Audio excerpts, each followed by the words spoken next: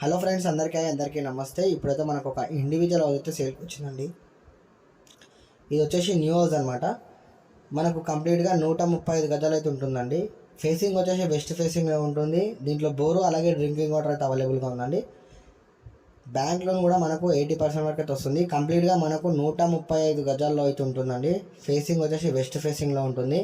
ఇక్కడ గ్రౌండ్ ఫ్లోర్లో చూసుకున్నట్టయితే మనకు 2 BHK అండ్ కార్ పార్కింగ్ అవుతుంది. ఫస్ట్ ఫ్లోర్ వచ్చేసి మనకు 2 BHK ఉంటుంది.